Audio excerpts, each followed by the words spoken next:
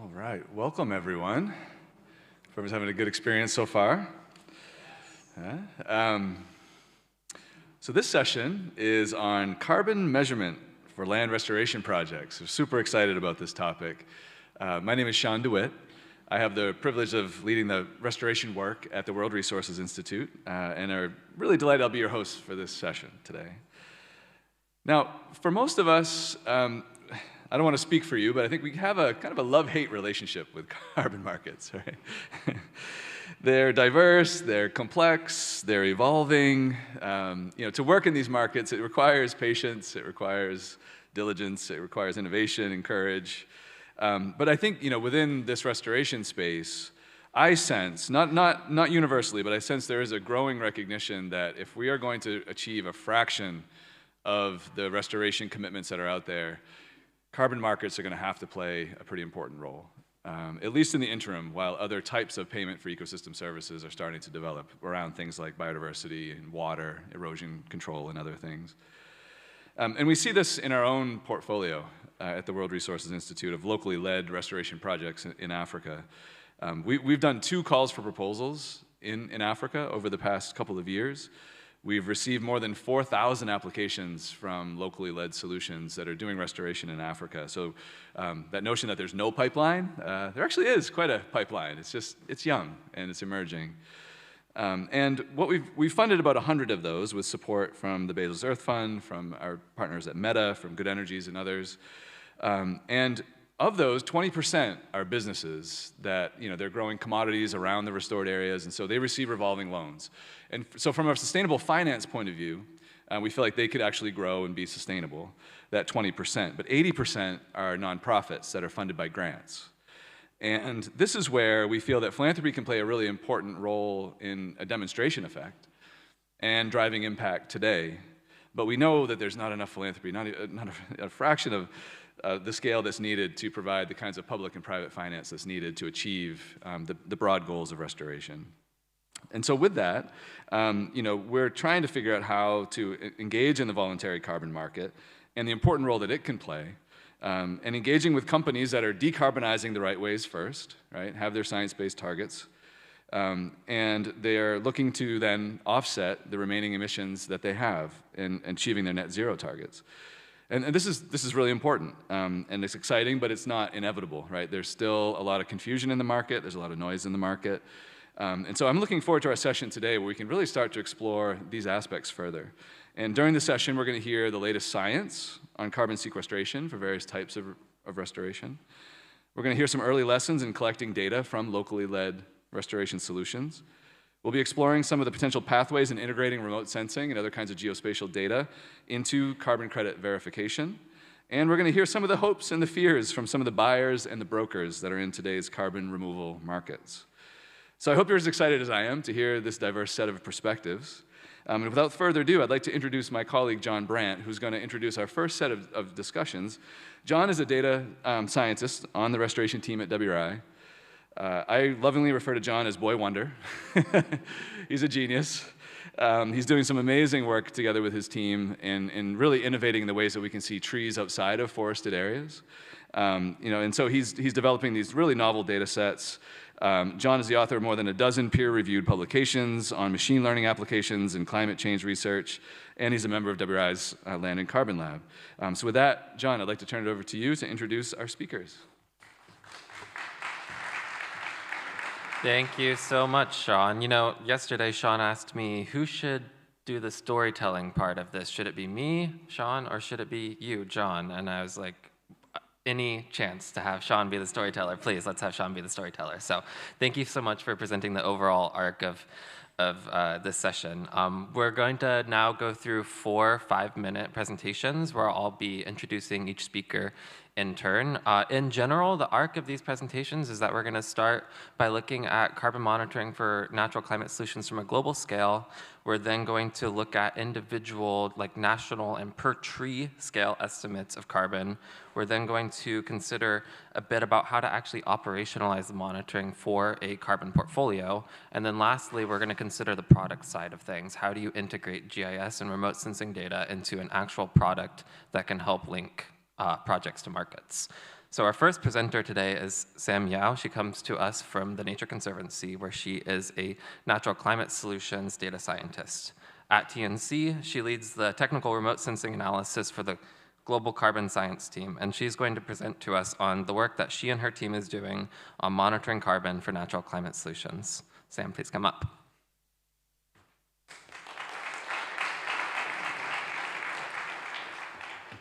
Great. Thank you. Thank you so much. I'm very excited to be here. My name is Sam Yao. Let's see if I can figure this out. A little bit short, so I can't see the timer. Yeah, and I work with the Nature Conservancy. Very excited to be here. So what are natural climate solutions? They're essentially actions that avoid the capture of additional emissions and store living carbon through the improved management, protection, and restoration of our biomes across forests, aglands, grasslands, and wetlands. As we can see in the chart on the left, afforestation, reforestation, and agroforestry have very high mitigation potential. However, there's huge uncertainty with these practices. So this is a study published by Stephanie Rowe it's our most up-to-date NCS estimates at the global scale. And we see that, reforestation has the highest for forests and agroforestry is the highest agriculture pathway. In addition to the emissions uncertainty, we also have high uncertainty with where on-the-ground agroforestry efforts are occurring. And if we look at the graph on the left, this is a map that my colleague, Dr. Drew Terasaki-Hart, has created for a publication that's currently in review, where we've compiled known agroforestry field sites, and we've overlapped those with Melissa Chapman's agroforestry extent global data product. And we show the percent overlap of known sites that do overlap are represented in black, and where they don't overlap with the two data sets are represented in pink. So we see that there is a significant gap in overlap in these two data sets in moist and subtropical regions, and if we translate that into political context, we know that 40% of non-Annex 1 nations include agroforestry in their NDCs under the Paris Agreement, so there's a gap in bridging the geospatial data with our political incentives. In addition to uncertainty with the geographic extent, we also have uncertainty with more flex data and emissions. So on the left, again, is a chart by my colleague, Dr. Drew Terasaki-Hart, where we've applied IPCC Tier 1 emissions for above ground and below ground biomass for various agroforestry practices, and we see that there's more uncertainty and range within these practices than between them. So generally, the agroforestry type, which is used to characterize carbon potential, there's large variation and high uncertainty even between these, and it does a poor job of capturing variation. And so in order to get robust mitigation estimates, we need both area and flex, and both of these domains have fairly high uncertainty, so lots of room for improvement.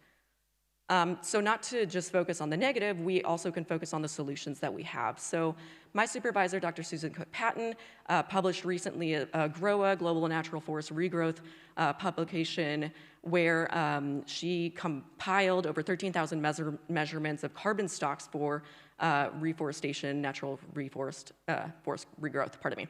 In addition to carbon measurements, she also looked at covariates such as stand age, phenology, previous land use, in order to close that gap in the data that we're presenting. And currently, we're working on doing a same global database for agroforestry, where we will combine carbon numbers for various practices. And we'll also look at covariates associated to help us better understand implementation of these practices. We also, in addition to global analyses, we're also doing on-the-ground research at the Nature Conservancy. So this is an example of some of the sites that we have in Central and South America, in Guatemala, Brazil, Dominican Republic, and Ecuador, where we're looking at sustainable forest management, regenerative ranching, agroforestry, and reforestation practices. And we're looking at the success and the drivers of implementation and adoption, in addition to capturing carbon measurements and sequestration numbers to compare then to global estimates and improve our overall knowledge. And Of course, we're working on a tool at the Nature Conservancy called NatureBase, which assesses our global mitigation potential of all NCS pathways. We have 18 pathways that we'll be incorporating for broader NCS assessment, and we have a booth in the marketplace. So please come stop by, visit myself and my supervisor, Peter, so we can answer all your questions on global NCS solutions and catalyze NCS action in order to meet 11 gigatons of carbon by 2030. Thank you.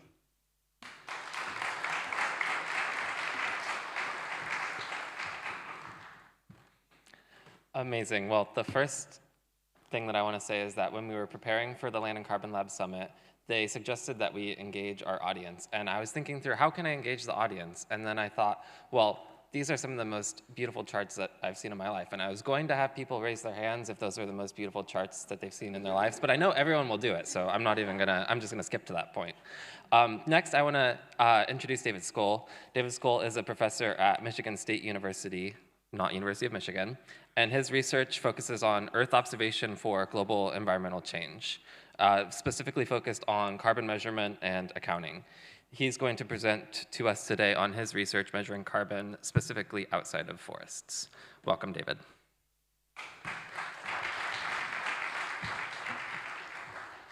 Okay, thank you, John. It's a pleasure to be here. All right, I want to talk a little bit about picking up what we just heard about how we have made great strides and we're getting great successes in our ability to measure trees, individual trees, and the carbon stocks in individual trees, particularly in the domain of trees outside of forests. All right?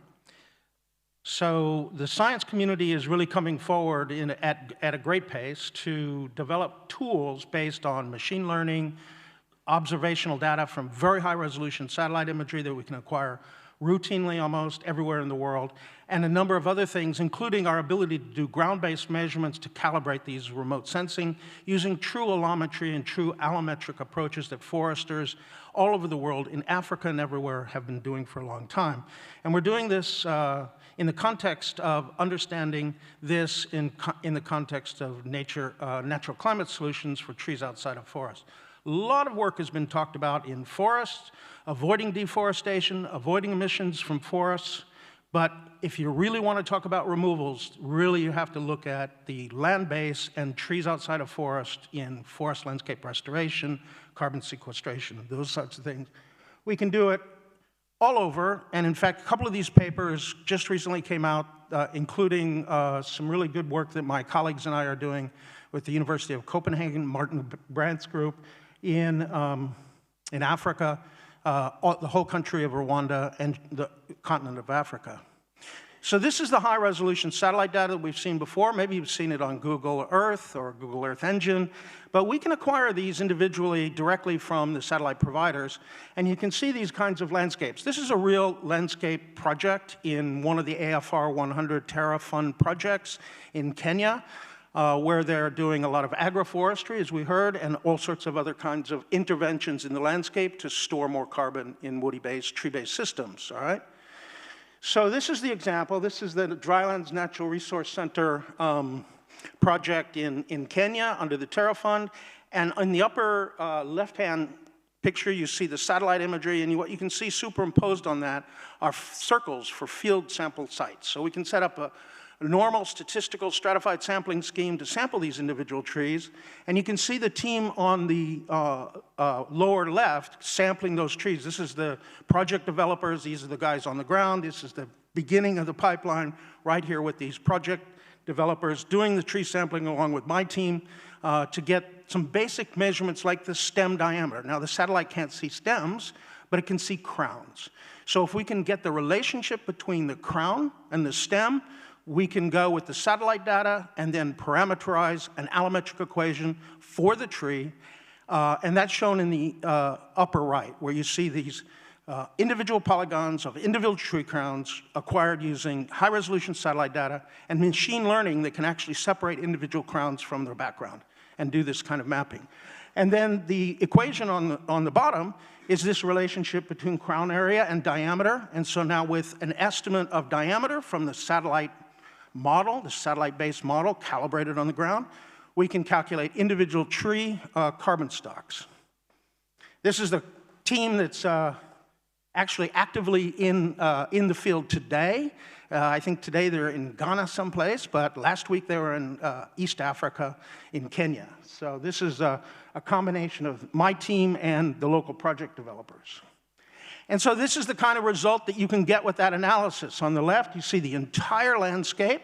On the right is a zoom in to show the green canopies are individual trees. The color coding is greener, more carbon, a precise estimate of the carbon stocks in those systems, as shown in the legend there. And we can get the statistics out for this restoration project, right?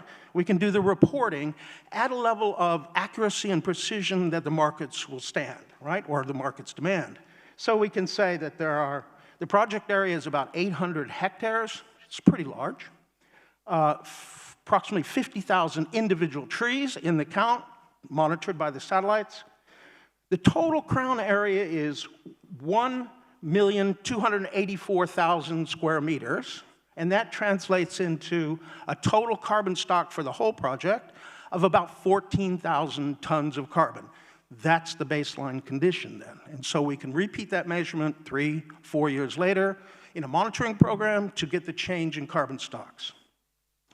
There are tree clusters there too. So not only individual trees, but clusters of trees are also then monitored and accounted for there and shown in this picture. All right, so the color coding is, the green is the individual satellite analysis, carbon stocks, the background is shown as the high resolution imagery in a kind of panchromatic gray mode, and that's the kind of product that we get out of it in terms of the map. In terms of the inventory and reporting is shown in the statistics. And the good news is that we have a proof of concept where we've done this across the entire country of Rwanda. Every tree in Rwanda is measured. Rwanda is an important country for the Terra Fund project. It's one of the high priority landscapes in the Albertine Rift region.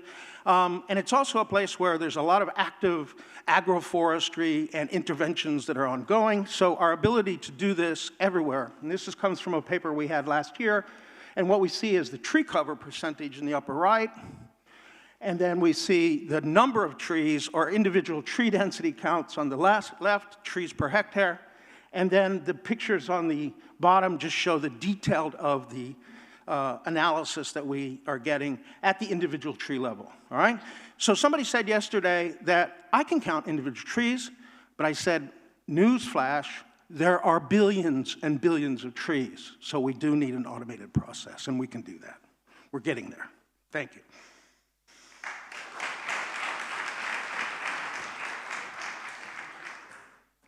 Thank you so much, David. I don't know for the different areas where you work, but within WRI, we've spoken for so long about connecting remote sensing data with ground measured data, and David's actually done it. So I hope that everyone learned as much as I did from that presentation. And also, David, thank you so much for ending on the slide of Rwanda and speaking specifically about the Albertine Rift, because it's such a great cue and segue into our next presenter, Janvier Hitimana. And you may have seen him yesterday in the wonderful TerraFund AFR 100 presentation and session.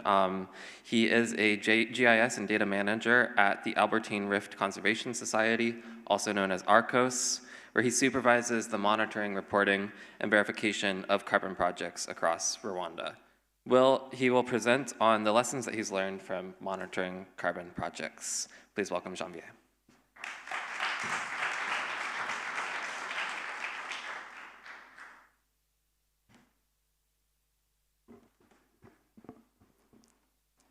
Thank you very much for this great welcome. Good morning, everyone. I hope that you are having a great time here in Brussels. Pleasure to take you through the ground activities. Now you can see they are presenting on the papers what have been published, but me, I'm going to show you what we are doing on the ground. So you can see even here on the cover, we are in action. We are doing restoration. We are taking the world into action. So I'm going to give you some overview about what is our course and also what we do. We'll also what we are doing in this AFR 100 TerraFund project. We also have what we are doing with technology. So now the technology is becoming powerful for the success. Also in restoration, we need technology. So I will show you how we do it. So we have also this MIS we are using, how we are implementing the technology, geospatial technology for monitoring landscape restoration. You have also some challenges and for monitoring carbon project as it is the main topic. For the ARUCOS, our motto is collaborative action for nature and the people. So as you can see in our logo, we network, we empower, and we act on ground. So this is what we did in ARUCOS. This is a regional non-governmental organization. We work in Eastern Central Africa. We are focusing in the Abadan Rift region, and also we have a program for Great Lakes region in Africa. And also we are having a program on the Africa mountains. Here, what we are doing on the ground, as I said, you can see we have site that needs restoration. We are growing, we are developing tree nursery with the communities on the ground. We are having those nurseries. You can see on the system of the Terrafan, TerraMatch system, where we have our site for improving our monitoring and showing how we are implementing this activity. You can see it is always action on the ground. You can see these people, we are heading to plant, we are just trying to restore our landscape. So there is a need of restoration. So there we have the community associations, 50 nature, Friends of Nature Association. Every community we're working with our course, they called Friends of Nature Associations. If you come in Rwanda or in Uganda where we are working, and you meet with the farmer we are working together, he will say, I'm Friends of Nature. So this is what you have seen that it will increase the result. They feel together in the process. You can see how we are also improving the geospatial data and technology for monitoring landscape restoration. Where you have seen, I can show you or tell you the benefits we are having from this, so that the more you improve, the more you make this better, it will help us also to improve our activity on the ground. So this is help us to have a quick summary of data collected. You can see for data accuracy, quality assurance, you have also to avoid this duplication.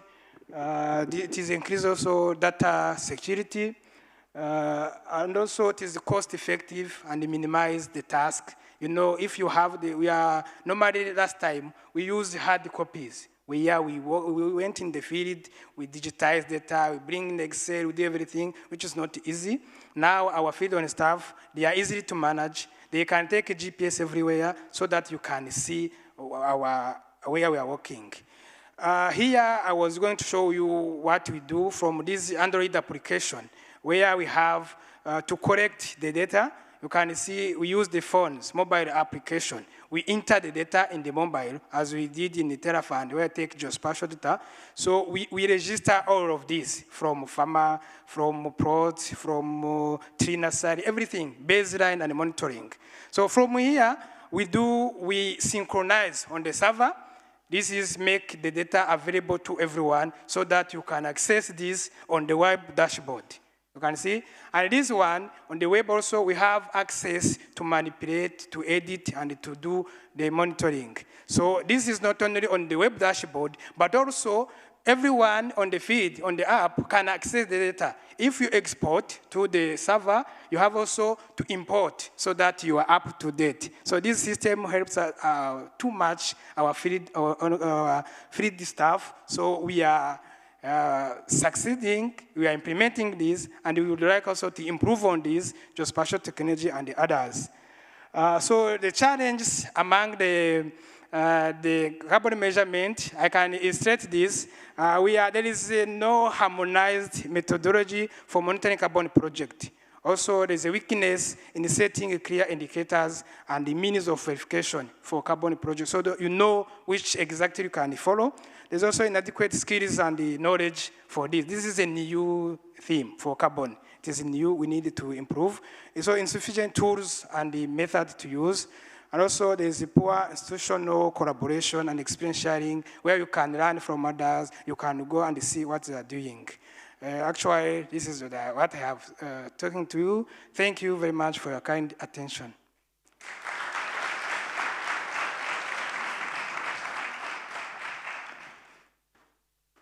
Thank you so much, Janvier, for your presentation. It was really insightful to see how you can just collect so much data for these projects and digitize everything and get everything all in one place while still taking a people first perspective.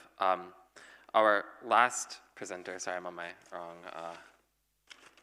section here, is Jacob Modell. Jacob is the Director of Product at Taking Root, which is a nonprofit organization that works on enabling partners and projects to monitor and report on progress with regards to carbon markets. Jacob will present on Taking Root's approach to connecting small projects to carbon markets in Central America. Welcome, Jacob.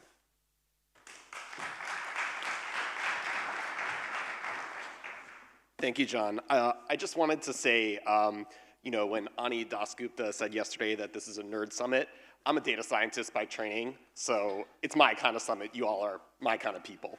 And in many ways, you know, kind of like what Janvier alluded to, I do see my job as trying to build world-class, user-friendly data collection tools and analysis tools that enable folks that may not always have easy access to them make the right decisions in the field so that way we can grow trees. You know, a little bit about Taking Root. We're a forest carbon project developer, and our focus is on restoring forests with smallholder farmers, and that WIF does a lot of work there.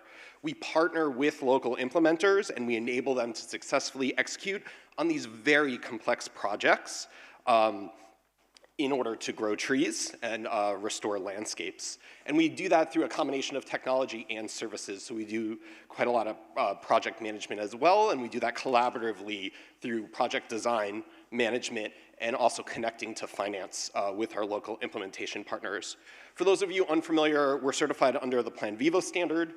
Plan Vivo really focuses on the equitable distribution of benefits, community engagement, and really importantly, farmer consent. So we ensure that at least 60% of our carbon credit sales go directly to the farmer in some way, and that could be through direct cash transfer or in-kind payments, like we have a lot of chicken wire we give to folks, I like to say. We've been working on this for 15 years. Our flagship project's in Nicaragua with Aprodin as our local implementer, and we're replicating this model in Dominican Republic and are exploring other places as well. You might be asking what I'm doing here as a project developer with the technology team, and because there's so many vendors out there that are doing carbon quantification, doing great jobs like that, and David's work as well in academia is really exciting for us. But you know, for us, the biggest barrier to smallholder restoration projects isn't really carbon measurements, it's actually land change practices. And smallholders will only change their land practices to grow trees if they see the value in it. That's really a strong belief. So then, next slide. So how are smallholder projects a little different? One of the major ways is that we have to deal with this constellation of parcels. So you can see on the left there that that's like what our landscapes kind of look like, where we have all this tiny, you know, all these tiny 1 hectare, half a hectare, 2 hectare parcels all around. And so monitoring is a real logistical challenge. And you know, the community project Aprodin runs is throughout the country. And so a lot of our time is actually using remote sensing data to help coordinate some of those logistics in addition to monitoring. We're currently using a field approach, but we're really super excited about developments in remote sensing, in part because, you know, with current technology, you know, a perfectly square 1 hectare plot has what, maybe 10 pixels at a 10-meter resolution, but high resolution might sort of change that. And so for now, we're focusing our work on sort of automated sampling, using remote sensing for stratification, and then also for site selection as well. And what that actually kind of looks like in terms of the technology is this. I'm running out of time, so I have to go a little quickly. But the approach of our technology is really to enable our partners' field staff. The challenge for me is how do we make them into PhD foresters with our technology and our training and our support. And the folks that we work with tend to have high school or some college, some technical training. They're running around the country on motorcycles with Android apps, with limited internet access and other sorts of things. And a lot of my time is how do we build interfaces that automate a lot of the work that would normally be done in ArcGIS or other things like that, and really do that sort of transformation. And a lot of that is talking to people and making sure that interfaces really, really work for them. Another thing that we've really focused on is a lot more around the shifting landscape with buyers, where there's been some talk about, in other panels, I think Tracy Johns mentioned it in a previous panel, that there's not a lot of confidence a lot of times in nature-based solutions, particularly around durability and other things. Our approach to that has really been to focus on more than just carbon reporting, because carbon measurement is kind of a lagging indicator of trees being grown successfully. And so now we're focusing a lot more on how do we have standardized reporting for the antecedents to that, for the silvicultural interventions, for the land stewardship practices that our programs actually do. And so we're focusing a lot of our data collections there and reporting for transparency around those, because we know if we hit those benchmarks that the trees will come and they'll grow to the specifications that we've promised. So just a little bit on what some of that looks like. As I said, in practicing, monitoring is kind of a last step for us. If our model works, then the carbon will come, but it is the ultimate measure of success.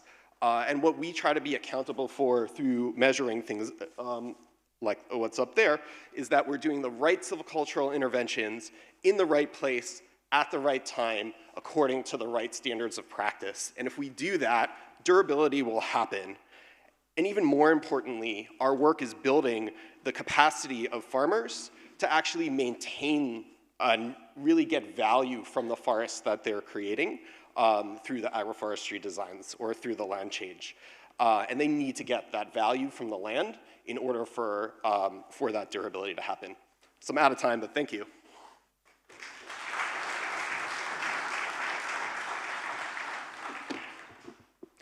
Thank you so much, Jacob, and a big thank you to our other three presenters as well. We're going to transition to our first panel of our two panels. We have a 30-minute panel coming up with the presenters that you just heard from. So if I can welcome them up to these first four chairs, I will sit in the far chair over there. And while our presenters and panelists are getting comfortable, I do want to remind you that for the latter half of this panel, or the latter third of this panel, we will be opening up some questions to the audience. So you can go onto Slido through Swapcard. I'm sure you've heard this 10 million times, but Will asked me to say it again, so I'll say it again. Or you can scan this QR code, put in your question. Once we've gone through the questions that I want to ask the panelists, then we will open it up for 3 or 4 questions from the audience. Now we have limited time. We have half an hour to talk to these really brilliant people who are working on, I think, such incredible different scales of carbon monitoring. Everything from the global scale to the product side to the individual project scale to the remote sensing side of things. So what I really want, for my objective at least, out of this panel is to make some linkages across these scales. I think it's probably pretty rare that you get these 4 kind of people all together to talk about carbon monitoring.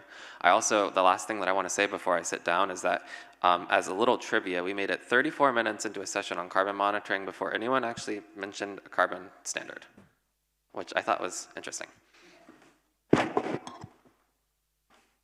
Mic drop.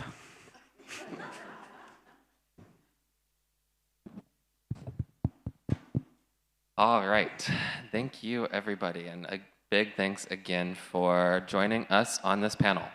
I'm going to start with a very general question. I'm going to plan to start at like a 30,000 feet or 9,200 meter, maybe, level, and then slowly get more and more granular with these kinds of questions. So I would love to start, and I'm going to go down the line here, though for some of the future questions, I might not go down the line. I might just point to 1 or 2 or 3 people. And I'd love to start just by hearing, from a technical perspective, what you think are the short, the medium, and the long-term prospects of using geospatial data within the carbon market, within carbon monitoring, specifically for the scale that you work at. And as a follow-up to that, in terms of like what you're the most excited about, where do you also think that collecting additional ground truth or ground collected data is going to be necessary to support the things that you're really excited about? Jacob, I'll start with you. Yeah, thanks, John. I think for the short term, we use a lot of remote sensing for parcel eligibility. So the standards do have requirements for parcels, and there's just for whatever's going to grow, right? And for the interventions to work, there are things like elevation. There's things that were alluded to in other panels, like has it been deforested previously, and other things that we use a lot of remote sensing for. And we also use it, as I said, we do field data collection, but we'll use it through stratification, other things to improve our models, as well as for selecting most relevant allometric models for our carbon monitoring. So that's what we sort of do in the short term, and I see the new data products being really useful for that. So some of the work that Amy Pickens is doing on water location seasonally is like really useful for us, and we're looking forward to those data products. Long term, I think for us, we really want to be sophisticated consumers of remote sensing data, and as there's higher resolution and other things, we would love for to replace a lot of our monitoring efforts with that, as well as for interseeing periods, because we currently monitor in like year 1, 3, 5, and 10 of our programs, but for after year 10, if there are inexpensive ways to track durability, as well as those intervening periods, that's really exciting. And then also for detecting changes in forest. If someone's not complying with the program, doing that early and having that conversation with the landowner is much better than finding out a year later or whatever when it might be too late to intervene. Just checking if this is on. Great answer. So from my perspective, of course, GIS and remote sensing data is critical for monitoring our habitats and feeding into carbon markets. So the data essentially, unlocks the investments. And it's critical in establishing and setting baselines, analyzing habitat trends, changes.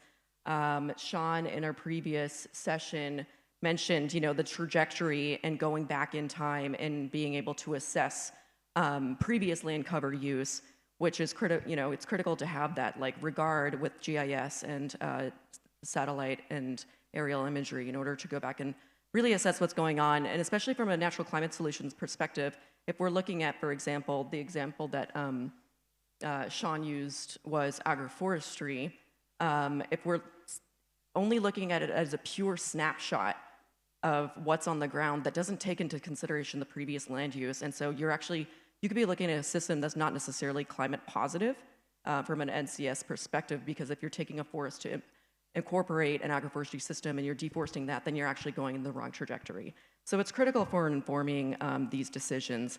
And as our technology and our sensors and our science improve, as does the accuracy. So, and this, comes all the way from the local scale data collection, as Jacob mentioned, to drones, to global data products like JEDI and other data products that help us. And I'm really excited about the second question: will ground truthing always be necessary? And I think, the models that we're producing are only as good as the input data that we have. And we need, even the most perfect model needs calibration. It needs to be just recalibrated. And ideally, we would solve the climate crisis and we would all be out of jobs. In a perfect world, we want to work ourselves out of jobs, but we're all very acutely aware of where we stand in terms of meeting our 2030 goals. And the climate crisis changes the functioning and the sequestration potential of our habitats. And I'd like to finish this one with an anecdote that I went to visit the Spruce Labs in Minnesota in the United States, which is the largest climate change modeling scenario, I believe, in the world. And it's essentially, there are these semi-enclosed areas where they artificially increase the heat and CO2 in these little systems, and then they measure, of course, the sequestration of the peatlands where they're monitoring, and then the vegetation. And walking in these systems, we went to a plus 10 degree Celsius scenario, and looking at the trees that were in these little enclosed, semi-enclosed systems, the pine on the tree, it was less dense. It was a different color than what you would see in a normal habitat. They were sequestering a different amount than what you do in these intact systems. So with climate change and our changing biomes and these global events, we will constantly need to be feeding into, ground truth will always inform these global data sets. All right, thank you. Let me approach the question this way. For many years, I worked with the Chicago Climate Exchange, one of the first exchanges, first marketplaces for carbon financial markets. Our university was one of the first universities to join. And I served on the Offsets Committee, and I chaired one of the forestry committees. And it was an astounding experience, because what I became immediately aware of is that the two communities think very differently. The science and technical community and the financial emissions trading community, they think very differently about different things. And let me talk about that a little bit. So first of all, when it comes to certain kinds of emissions accounting, like methane flaring and electricity usage, stationary sources, the calculations are fairly reliable and straightforward. Some might argue with that. But when it comes to the agriculture, the AFOLO sector, the agriculture and forestry sector, the calculations are much more difficult, higher levels of variance, high levels of uncertainty, and that scared the bejesus out of many people who were trying to certify and buy carbon, right? And one of the most fearful things to them was this concept of inadvertent reversals, that with forestry systems, you could just lose it. You could store a bunch of carbon for 10 years and then lose it with deforestation. If you flared emissions of methane for 10 years and stopped, you'd be fine, right? There are no reversals in that way. So one of the things about measurements were, can we provide enough measurements to assure that we can at least monitor for those kinds of cases? We might not be able to prevent them. That's not a measurement question. That's more of an implementation question, what you're talking about, to ensure buffer pools and other things and make sure that there's permanence. But we should have a measurement and a monitoring system that allows us to detect those things and figure out that they're not happening, right? The other thing about it is that the science community is really used to thinking about full carbon accounting. We got to account for everything, right? That's how we do it. Mass balance is golden, right? The financial folks, they put in all kinds of things for uncertainties and everything. You don't have to account for everything, and you don't have to do it as precisely and accurately. You can put in a financial mechanism to buffer against your risks, risk of reversals or uncertainties in measurements, et cetera. In fact, you can ignore soils because it's de minimis, right? So the finance people have a very different way about looking at the requirements for monitoring and accounting than the scientists do. So one of our first challenges is going to be, and I've talked to Sean about this, is how do we get the science community, the technical community, talking to the finance side of this in emissions trading? So that's what we got to do really early. Yeah. Thank you very much. Yeah, it is a good question and also good discussions. Looking on the, as I said, from the implementer side, from those who are implementing on ground, I can say group this into saying this geospatial technology, why is important for us and for also this carbon monitoring.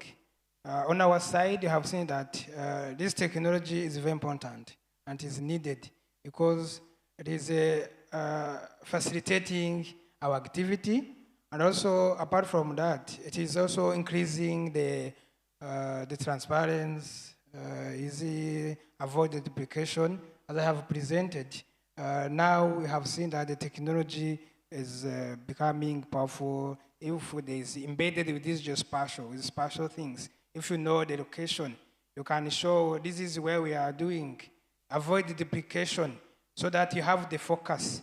So within this carbon, I hope that it will bring the hope, and also it will bring for the investors to know what is being there. And so that you can also monitor everything regardless the location, so that everywhere you sit, you can see what is being done.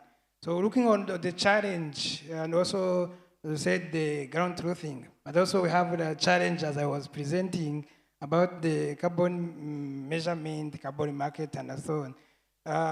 It is new for us, mostly for the ground implementers. This is a new thing. We need to learn. We need to have the methodology which is clear. You can see many people, they came, they show you, someone showed this is how we do it, another one is how we do it, and you know, we would like to know exactly what is the clear means of this. And we learn from others, as I said. This is a good opportunity. As we sit here, we are learning. We are getting the skills from different people, different continents, so that we know this will be very nice. Another thing that I cannot forget to mention is about even the profit. When you think about this carbon project, we should think also from all steps. We know from community level to high level. So that if you are, I mean here about the profit sharing. So we should do count for everyone, and everyone should be in the process and accountable. So this community who are implementing, they are the backbones of all these activities we are talking.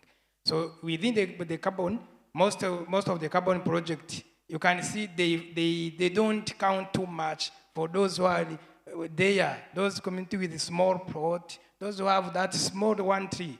It is a community. So I would like to inform those who are undertaking the high-level decision, also to count those small local holders, also for profit sharing, in order to improve this carbon credit, carbon market, carbon sharing, and also to increase the landscape restoration. Thank you. Thanks so much, everyone. I think we maybe can distill that the complex topic of monitoring carbon on restoration is even more complex when you try to actually think about how we can incorporate geospatial data. I know if you asked me the question I just asked these panelists, I would have had a completely different answer. So it was very insightful for me.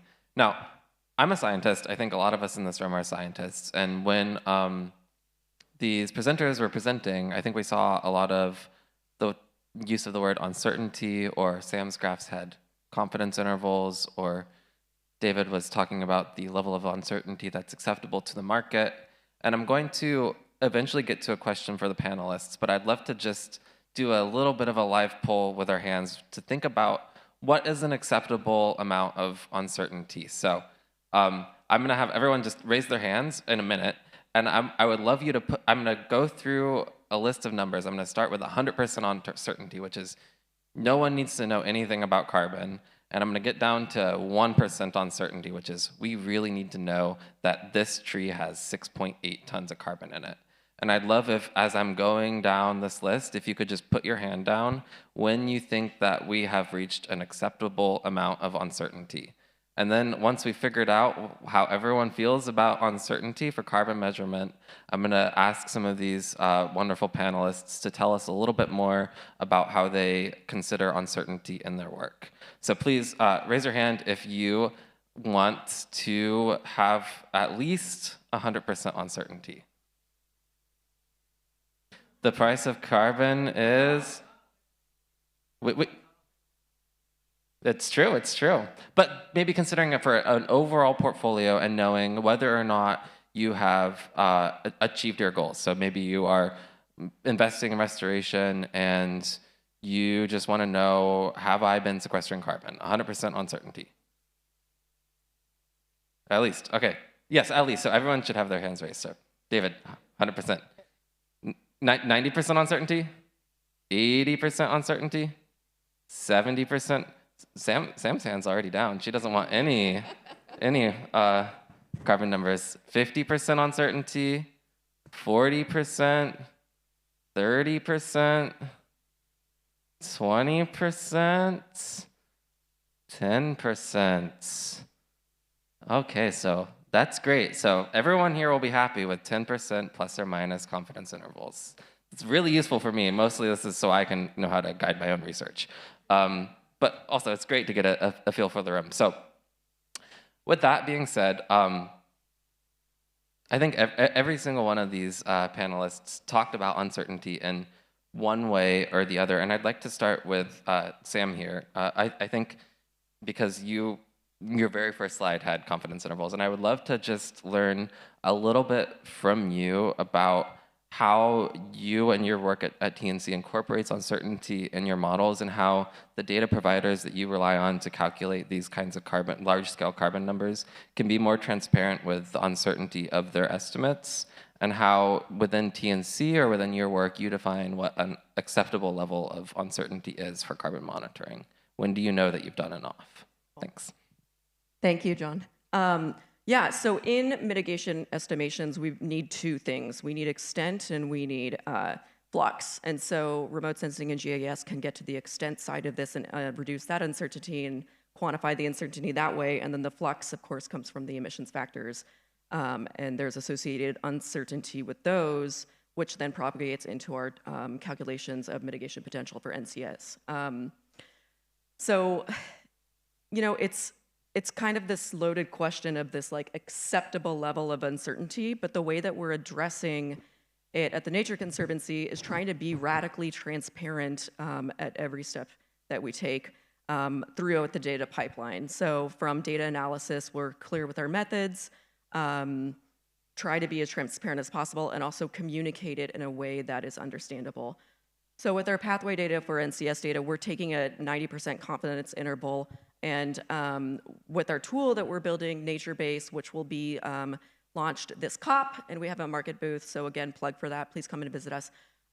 We will be communicating the uncertainty in a way, we're breaking it down to, at the most fundamental level of just saying high, medium, or low uncertainty is associated with each of these practices. And you know, this idea of an acceptable level of uncertainty, ultimately, as we saw in this exercise, it's up to the individual user and scientist and researcher to decide what their own acceptable level of uncertainty is. So it's up to us as the tool builders and the scientists to communicate that information in order to empower those who are using this data to make better and more informed decisions. Thank you. David, I think you put your hand down around the 20 to 30%. I don't remember, but could you please first say when you put your hand down, and then also maybe speak a little bit about what you see as an acceptable amount of uncertainty?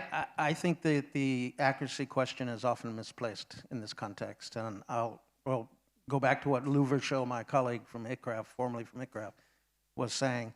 There are many factors when you start thinking about going into the markets, and there's many solutions to the uncertainty question as well. So just arriving at an uncertainty number is really not really the way it's going to happen anyway, I don't think. So for instance, as I said in my presentation, if you have high uncertainty, then you work on the financial instrument side, and you build in the de-risking mechanisms in the financial package, right? You can front load the investment, or you can wait, not buy until you get a measurement. There's all kinds of risks in the market besides just the uncertainty of the measurement as well. There's that reversal risk. There's all kinds of things that are going on. So there's those kinds of things. The other side of it is that when you start thinking about geospatial information or remote sensing, what I see as one of the really powerful aspects of doing it with remote sensing, as opposed to ground surveys or inventory, is that you can get lots of data, right? You can get lots of measurements. And then even if any individual measurement has a deviation or is uncertain, the collection could have a very close to zero bias. It can have very close to good measurements. And so you can really reduce your uncertainty estimate by having lots of numbers. Same time, if you have lots of measurements over a landscape, you can bundle larger areas into a single financial instrument or package, and so that package may have, at a subscale level, lots of uncertainty. The package itself, what you're buying or selling, has got low uncertainty, and so forth. So I think that that's the whole dialogue that we need to have between the science community, the technical community, and the financial folks, because they're genius at some of this stuff. I mean, I came away from the CCX just amazed at what they can do with in terms of financial instruments. So. Thank you so much, David. If you take anything away from this panel, it's you can always deal with uncertainty with a market solution. I want to just note that we have about 9 minutes left. We are going to soon open it up to the Slido. So, Will, if you could start that process. And I want to leave about 2 minutes for some closing remarks. But I want to ask Janvier if you want to come in on this, and also Jacob after. So, Janvier, do you have anything that you want to tell us about acceptable levels of uncertainty in your field measurements? Yes, of course. But on my side, I think the certainties we need to care about it. And as there are many people 10, 40, 50, and you can see it is not. It means that there is a challenge. It means that you cannot have an exact number. It means we need to see how we can have the high level, the accurate way you can see. But what I can say with this, what we are discussing here, if we work together, we try to put more effort in developing these tools carefully that are reliable, usable on the ground. We increase on the training. We know that from the developer to the end user, they have the same understanding. From that, we can minimize that bias, or we can increase at least we have low level of uncertainty. Thank you very much. Thank you. Jacob, if you could keep your answer to 30, 40 seconds. Yeah, super short, just to build off of David's comment. The aggregation is great for reducing bias and getting more precision. I think in the smallholder context, one of the challenges is we'll have contracts with individual smallholder farms for individual parcels. So you're dealing with very, very small situations where the actual uncertainty might be quite high locally, and if payments are contingent on that or program qualifications, that can get a little complicated. So it's also biases some of our field data. There's sometimes more of an importance for that, at least at that level, even if the program level and what our buyers are getting is essentially like a mutual fund that's kind of self-insured of carbon. Thank you. I'm going to switch to Slido now to see whether we can direct some questions from our audience. Dun, dun, dun, dun, dun, dun. Okay, amazing.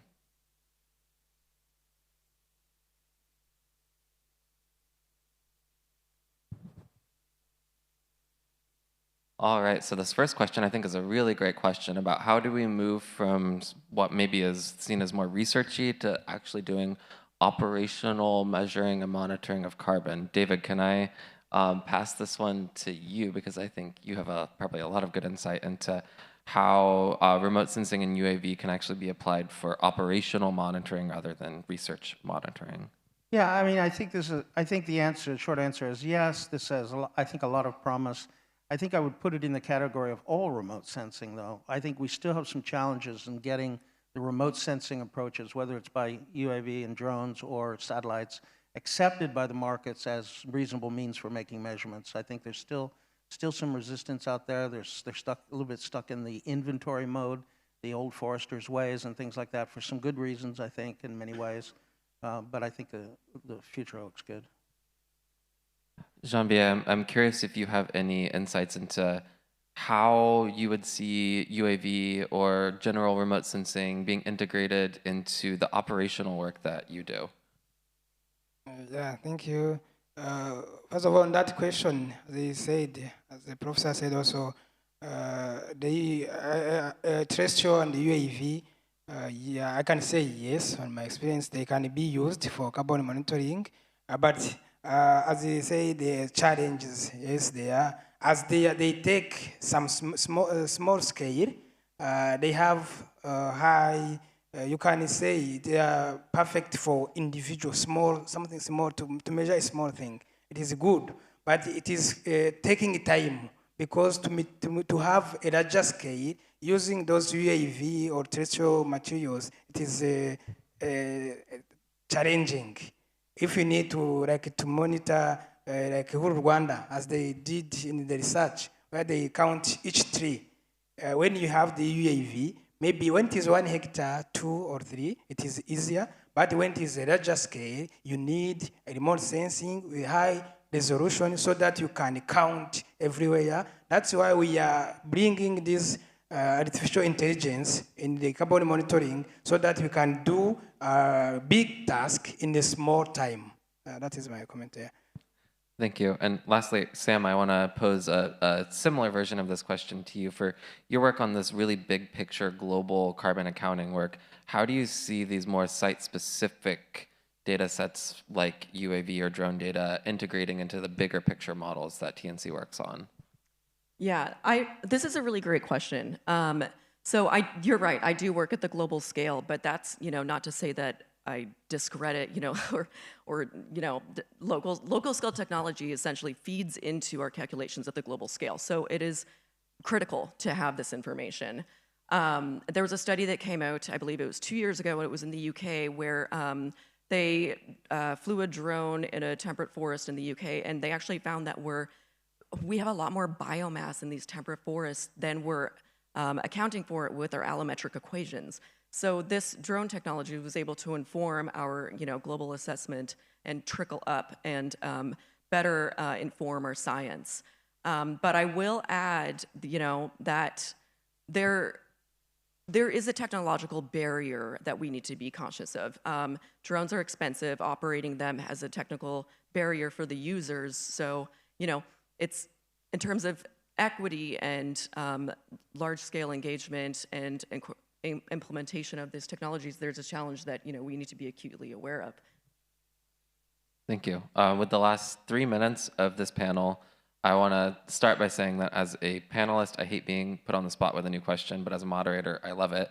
It's very fun. So I'm going to ask for the closing remarks from these 4 people, and specifically, the question I want to ask, and I'm going to go down the line here, is if there is a 2024 summit and you're invited back to speak about carbon monitoring for restoration projects, what do you hope to have achieved, or what would you ideally like to present or be able to talk about or share with the broader audience a year from now?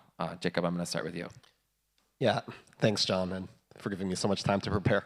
I think for us, one of the major projects we're doing this year is really a focus on data quality and data validation, and thinking through some frameworks for that and really having some thoughts on that. So I would love to be able to present and walk through how we think about validating field data. Some of that would be with remote sensing and those sort of models for sure. That's a really important part, but I'd love to do that. Great. Yeah. So when I get invited for next year's, I would ideally just hope that we're at a point where with the Nature Conservancy, we've launched this tool, NatureBase. We're able to say, okay, if you're a reforestation specialist in Colombia and you want to look at your natural climate solutions mitigation potential for this pathway, then we can give you high quality with low uncertainty mitigation numbers for that. Yeah, and I just hope that we can catalyze natural climate solutions actions. Thank you. So if I were to come back a year from now, I would hope that we would have a much stronger, a fuller appreciation of how we have to look across all tree-based systems, including trees outside of forests. There's a lot of emphasis now, and there has been, on forests, avoided deforestation or regeneration of degraded forests. Those are important things. But I think we need to raise the visibility of trees outside of forests. And just the Rwanda analysis we did, the salient point, 50% of Rwanda's carbon is in trees outside of forests, not in their forest estate. And this has not been accounted for in the past. And that's a tremendous asset that's not being accounted. Yeah, thank you. So as a conclusion, what I can say is that the carbon, when you say carbon project, carbon restoration is now a hot topic. So in the African tropics, we are having many carbon projects now in place. But it is just what we need is to be careful. We have this methodology, this technology in place very quick. We have the policies in place. And also, as I said, we have to count everyone in this process so that we have the good profit sharing from the growers, I mean those communities, from the government, from the NGO and the local implementers to high-level implementers. So we need to have a good methodology to embed this technology so that it will be useful and also take care about this profit sharing. Thank you. Thank you so much, everyone. And I think we ended just almost perfectly on time. So thank you, Will, for keeping us on time as well. I want to once again thank our wonderful 4 panelists for sharing their insights and their knowledge with us this morning. I am going to bring Sean Dewitt back up to the stage to transition us to our panel focused on carbon markets. Thank you for our first panelists.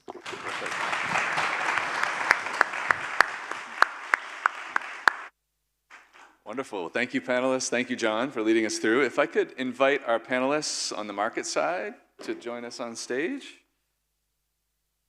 And I love Dave's call to say we got to bridge this gap between the finance and the technical communities. And next time we want more than 20 minutes as the financial community to do our part. 25.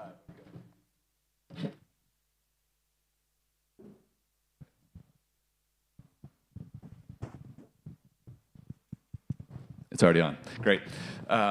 So if I could introduce my panelists, I'll start with Emily Averna, here on my left. Emily is a program officer for land restoration at the Bezos Earth Fund, where she develops strategies and builds partnerships to deliver climate benefits, economic growth, and biodiversity protection at scale. And together with the managing director of Nature Solutions, she manages a portfolio of $1 billion commitment to landscape restoration, which is really, really exciting. And so with that, Emily, a question for you. We hear a lot about the importance of high-quality carbon credits amidst the uncertainty that we just discussed in the last technical panel. You speak with a lot of investors and lots of folks that are buyers in your role. What are the markers of quality that you're seeing that separate kind of the wheat from the chaff? And what metrics other than just tons of carbon matter to you at the Earth Fund? Thanks, Sean. And as we dive into that question, I wanted to just reflect quickly on the opening remarks that you gave about the really essential nature of carbon markets in delivering on our climate and nature goals globally. And we really fully believe that at the Bezos Earth Fund. The carbon markets are an essential pathway for how we deliver on these ambitious targets. We know that carbon markets could unlock somewhere between 1 and 4 gigatons of emissions reductions annually, unlock $50 billion to $150 billion of private investment annually by 2050. And if we apply this lens even in the African restoration context where we're working, we know in the next 5 years we need to unlock about $15 billion of investment to stay on pace with restoration targets in the African context alone. The only way that we'll be able to do that is if we tap into some of these sources of carbon finance. So I guess we feel that philanthropy has a pretty important role to play in this system, and it really hinges on trying to incentivize some of this private investment. And so we're really focused on both the supply and the demand side. On the supply side, it means that we are looking to reduce barriers to entry for some of these really high-quality projects like those that we see in our local restoration pipeline. It also means getting training to these frontline project developers so that they can participate in the markets. And on the demand side, our role really is about trying to make it easier for buyers to identify and invest in these high-quality projects. So with all of that being said, some of the investments that we've placed to try to deliver those goals on the supply and demand side are with the Integrity Council on Voluntary Carbon Markets. It's some trainings directly for local groups. And it's some investments too in the Voluntary Carbon Markets Initiative. And some of the markers that we're using to try to demystify or to separate the wheat from the chaff, as you've described it, a high quality project, those are reflected in these core carbon principles of the Integrity Council on the Voluntary Carbon Markets. And you're probably familiar with these, but it's these really 10 core principles that relate to fundamental aspects of the governance, emissions impact, and sustainable development qualities of a given project. And they provide frameworks to kind of really assess within each of those 3 realms whether, for example, projects are sufficiently transparent, if they're verified by independent third parties, if they can really make a clear case for the additionality of the project. For land restoration projects in particular, these issues around permanence are very important to assess. these core carbon principles provide some tools for how to suss out if there's sufficiently high permanence or mitigation measures in place to reduce that risk. And equally, there's some guidance on the sustainable development side to assess that projects are not only respecting environmental and social safeguards, but really going beyond that to deliver core benefits for communities. And maybe just in closing, one thing that we think is really special about restoration projects is that they are they're a great source of really, really rich carbon projects. They deliver so much more than just tons of carbon sequestered, but they could also deliver really tangible impacts for people and biodiversity. And we could start to look at metrics like number of jobs created, increase in agricultural productivity, increase in recovery of species that are critically endangered in a landscape. And these markers are so important, and they allow restoration projects to be traded at premium pricing on the carbon markets, which we think is so special. Fantastic, Emily. Thank you, and thank you for the role that you're playing at the Bezos Earth Fund. And I also want to just say a special shout out to Andrew Steer. I know your president and CEO is here. You've played an outsized role in putting landscape restoration on the map. So I just want to say thank you, Andrew, and thank you to the Earth Fund. Next, could I introduce Inika Kiers. Inika heads up business development at Acorn, a really, really interesting organization if you don't know them. In this role, Inika focuses on building relationships with buyers with a reduction-first policy, important, for Acorn's carbon removal units. In addition, she aims to provide access to financing for smallholder farmers. They're very dedicated to the smallholders, which we love, to make a transition to agroforestry while benefiting from additional income from carbon. So Inika, curious, Acorn is developing agroforestry projects all over the world with smallholders. The trees that are planted, between these original crops store carbon. So Acorn then generates and sells carbon removal units to corporate buyers and financial institutions. What's the biggest challenge you have when trying to match these kind of carbon projects and the buyers? And how much of the transaction needs to go to the project developer for it to be deemed fair or just, in your view? Curious. Right, thanks. So I think our key objective is indeed to support smallholders in their transition to agroforestry, and we want them to benefit from that. So I'll answer your last question first. What do we deem as fair? So at Acorn, we feel 80% needs to go back to the smallholder farmer, which could either be in cash or in kind, similar to what Jacob just said. So our earning model is really transparent. Acorn gets 10% for all the MRV that we do. So we work with Plan Vivo as our certifier. We work on the measurements, so including LiDAR also, and then we have our own remote sensing team. So for that, we have 10%. We work with local partners on the ground who are responsible for the agroforestry model. So we don't prescribe how many trees we want to plant. It needs to be in keeping with what the farmer is doing. So those local partners also get 10% for their implementation efforts. But the people who should benefit from this most are the farmers. So if you ask me, I feel 20% for the implementation partner should be sufficient and 80% should go back to the farmer. Then to your first question, what is the biggest challenge in matching it? Actually, that's not the hardest part. We have a really luxurious position that there's lots of buyers who want to buy high quality carbon credits out there, and given the recent media, buyers are a lot more knowledgeable about what they want to buy, so we have more meaningful discussions. And so the matching is not the hardest part. I think the hardest part is realizing impact at scale. So more on the origination side, how do we reach such a large audience of smallholder farmers, and how do we actively support them in their transition, and therefore financing is really key. So we only issue ex-post carbon removal units, so there's a financing gap. You need to finance the project in the beginning, and then you wait for a couple of years for the trees to grow. So we're actively looking to actually partner with more philanthropic organizations to have a more catalytic effect, to use, for instance, government money and philanthropic money to unlock capital also in the banking and private sector, so we can actively finance these projects upfront and reach this impact and scale. Oh, terrific. Well, I love that, Inika, and I think if everyone subscribed to your 80-20 model, we'd be in a very different position right now with the carbon market, so I couldn't agree more. And we do hear this challenge a lot. When there is offtake money on the table, who is going to pay for the upfront costs of actually doing the work, right? And I know, Tracy, this is something that's on your mind a lot. If I could introduce Tracy Johns. Tracy is the first person I call whenever I have a carbon question. Beyond that, Tracy is the carbon removal lead at Meta. Tracy has worked in the carbon markets from a lot of different perspectives. She has 15 years experience from policy to natural climate solutions project development, multilateral program development, grant making. For this session, she's one of probably the most informed corporate buyer of carbon removals that I know.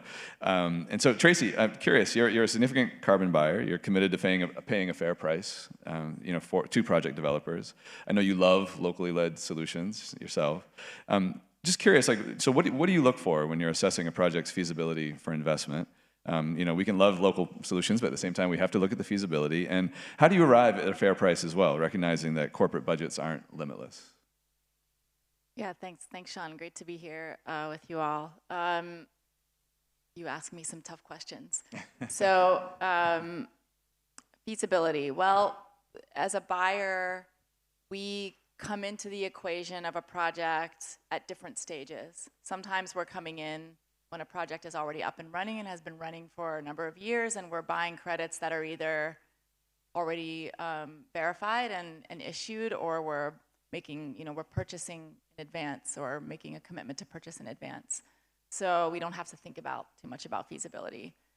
But we also are committed to taking advantage of this opportunity with all of the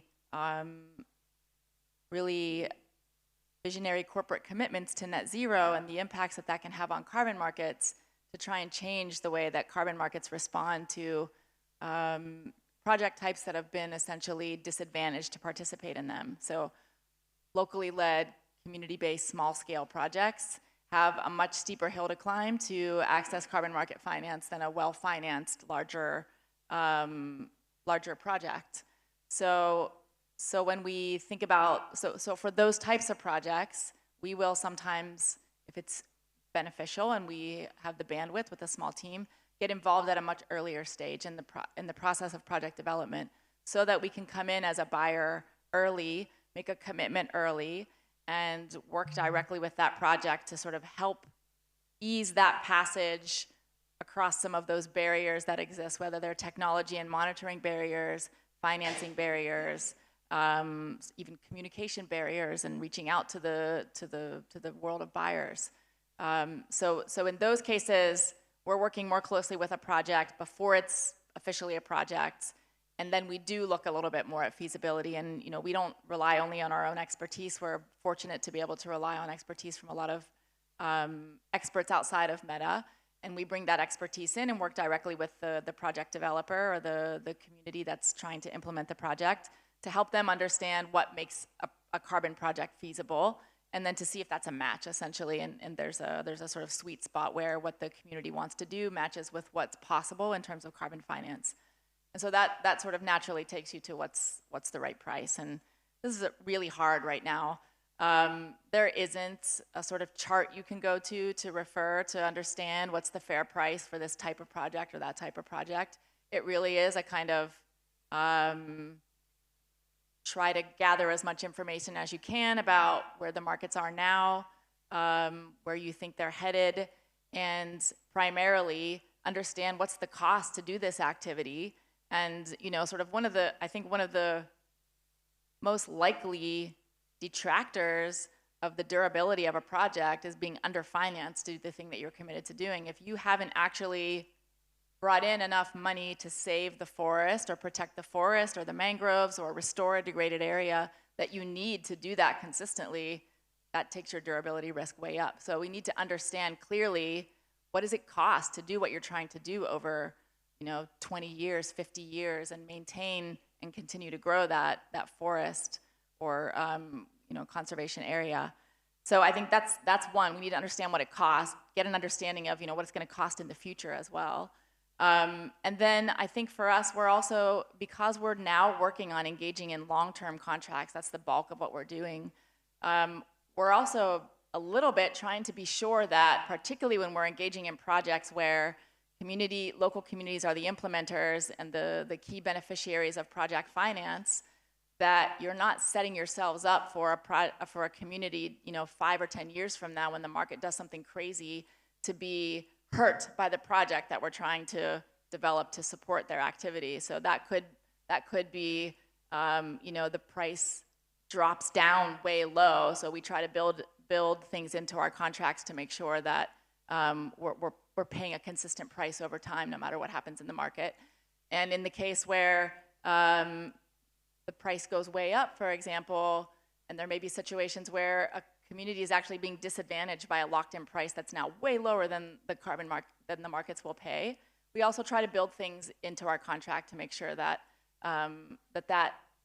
that possibility is also accounted for and managed, so that no one's being harmed by the project that we're trying to work on together. But it really is a sort of individualized process of determining what the right price is. And I think you made a comment either in this session or the one we were in previously about working from the ground up to really understand what it costs to do this. I would love to see more work like that, and rather than sort of the market saying this is what we're willing to pay, the implementer saying this is what it costs for us to do what you're asking us to do for the climate and for our communities. And I think we are in a moment where if you are able to start to do that kind of analysis, the market is shifting somewhat. We've had some bumps in the road in terms of demand, but I'll tell you, Meta ran an RFP last year for nature-based carbon removal, and we had a certain amount of tons that we wanted to buy, a certain amount of money that we were able to spend in that year. We couldn't buy all the tons that we needed. We essentially left money sitting on the table and didn't get all the tons that we wanted. So, it's a little bit more of a seller's market than maybe you realize. And I think now is the time for projects that are really committed to those long-term benefits. Start telling us what it costs to do this and what it costs to reduce that durability risk down to a level that that really makes sense for the project's lifetime. And let's see how we can work from there rather than the other way around. I love that, Tracy. I think that's so needed. So I hope everyone heard that. Like, build from the ground up. How much does it cost to do this? And then let's talk. That's what a market is, right? And thanks for humoring the question on price. Sometimes I feel bad asking that question on price. It's almost like asking, Tracy, how much does coffee cost? It's like, it depends. It depends on the quality. It depends on so there's a range of things there. I'm curious, kind of using, as John mentioned, moderator's prerogative to ask a question. Sorry, we hadn't prepared. But I'm just curious, as you listened to the technical panel, were there any things that really jumped out at you as either particularly interesting or promising or worrying, or something that you really hope that our technical folks make a ton of progress on in the next year as we come back together? So happy to open it up to anyone that would like to grab it. Yes. All right, Tracy. I found all of it really exciting, and agree that having those 4 folks in one panel was really interesting to get the perspective across the ways that we monitor and the scales at which we monitor. I was particularly excited by, if I understand correctly, the advances that we're making in being able to get to biomass from remotely sensed data. That's really exciting. And I really am hopeful that we can get to a place where we have consistency across monitoring at a global scale that allows us to really know if we're comparing apples to apples when we're looking at projects, and take some of the burden off of sort of individual project methodologies and project implementers to sort of establish baselines that will meet a sort of meta standard, if you will, by using similar or the same data sets to do that, so that we're not sort of creating these fractured comparisons among project types. So I think moving towards a situation where we have access to globally available high-resolution data that we can use to compare projects across places while keeping it very grounded in local ground-based assessments of how we're doing on the ground, and make sure that we're capturing the data and outputs of the project that are most important for the implementers, as well as what's important for the sort of market transaction. Great, thanks, Tracy. Yeah, maybe just to echo that, I was most excited about actually the matchmaking between ground truth and what's happening with remote sensing, because that's also very much something we're looking into. So I was super excited when I saw Janvier's app that would translate to a dashboard where you can really make the match between ground truth verification, maybe also the UAV or the LiDAR planes that we, for instance, also use when it's allowed, and remote sensing. And then all those three combined will give you a good data set for biomass measuring. That was really, enthusiastic. It made me enthusiastic. Awesome. I agree. Emily?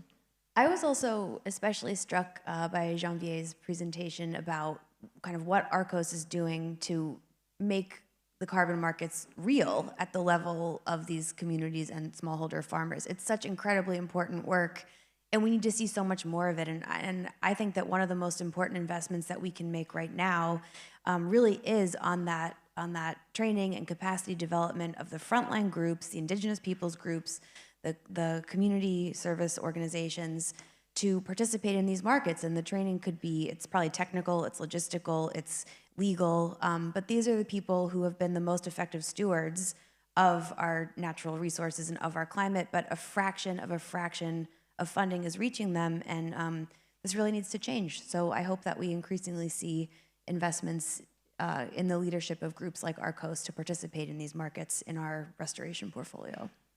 Terrific. Thank you, Emily. Well, I'm going to go to one last question for each of our panelists, and I apologize if we don't have time for the Slido. So please, if you have questions, I hope our panelists can hang out a little bit after the session. So apologies for that. But just one last remark before we close. This feels like a pretty critical moment in the carbon market space. There's some things that need to happen in order for us to achieve the full potential of carbon markets. And I'm curious from each of your perspectives, like what do we as a community need to realize to achieve that full potential of carbon markets? What's your call to action? Can I start with you, Emily, and we'll go down the line? Yeah? Great. I think one really important thing that we need is a few really airtight projects that remind people that this is wholly possible and that restore confidence at this critical moment. I think that's what's really lacking right now is trust and confidence. So as we look, as you said, there was a perception that pipeline is a problem. Every day we have more evidence showing us that that's absolutely not true. And so I think now is the time maybe for philanthropy to come together with other kinds of investment to get behind some of these really great projects that are out there and shout them from the rooftops so that we can start to restore some of the confidence and demonstrate that this system really absolutely can work. Great. Thanks, Emily. Inika? Yeah, can't agree more. So yes. And also I think I heard you say comparing apples to apples. I think transparency is really important right now. So showing really transparently what you do, how benefits are shared, what your methodology is, how you measure certain things. I think that's really key, one, to restore confidence, but also for buyers to really have a better perception of how projects compare to one another and what the quality is of each project. So transparency and comparability for me are key. Absolutely key. Tracy, last word. I think two things. I think right now, if you're a corporate actor looking to engage in climate mitigation and take responsibility for your emissions, when it comes to those residual emissions that you can't yet eliminate from your direct or supply chain emissions, it is less risky to sit on the sidelines and do nothing about them than it is to get out there and try to take responsibility for them and engage in carbon markets. You will be much less likely to be called to task for doing nothing than you will for trying to do something. That needs to change. Those companies who have taken responsible targets and are working on reduction first and are out there trying to engage in carbon markets are doing so against the risk profile options that are out there. So we need that to change. Sitting on the sidelines shouldn't be the less risky route. So that's the first one. I don't know exactly how to change that. I think some focus on some more acceptance of sort of trying and failing as opposed to not trying at all. And the second one is, this has come up a couple of times in different sessions, this finance gap that exists particularly for restoration projects where there's a lot of front-loaded cost before you start to have tons delivered and payment for them. Buyers, in not all cases, but in many cases, are just not set up to pay those costs up front. There are a lot of us are trying to find ways to work around that, but it's a steep hill to climb for a buyer. We need more of the finance community and philanthropic community to step up and step into that gap. That is what those types of finance are for. You know, impact funds need to actually make impact and accept the kinds of returns that make these projects possible. And philanthropy, you know, sort of new ways for private sector projects and philanthropy to work together to cover that gap. It is just a few years of time and a discrete amount of investment that is keeping a lot of really great projects away from completely committed buyers who will have the money on the table, but just don't have the finance structures in place to do that before delivery. This is a solvable problem, very solvable. We have the pieces that we need. We just need to sort of pull them together in some novel ways, and we can cover that. Really powerful. Thanks, Tracy. Your point on shifting the risk profile is so important, right? Not honoring those on the sideline, but while making sure we have genuine solutions that are playing the game, we need to have some risk tolerance in the mix. So I want to thank everyone for joining us today. For me, there were just 3 takeaways I wanted to highlight. One is this need to collaborate, as we've been hearing throughout, across the tech and the finance pieces, but also within the finance pieces, and creating these full packages that have all the financing we need at every stage of the evolution of the projects. 2 is just to build from the ground up. You know, that we can't look at this from the top down. We've got to look at this from the bottom up and understand the true cost of doing this. And I loved your 80-20, Inika. I hope we can get close to that. And I think once people truly benefit, durability won't be an issue, right? If people are benefiting, durability won't be an issue. And then just lastly, you know, that I'm just really encouraged. We seem to be making a lot of progress, right? We're on the precipice of a lot of things. You know, we saw that with the technical presentations, here with the financial presentations. But we still have a ways to go. So I think there's a call to action for each of us to really focus in on these things that we're hearing here, collaborate with each other, and really try to address some of these fundamental issues. And I believe we can do it. I do. I want to thank everyone for your attention. I want to thank our panelists. If you give a round of applause for our panelists.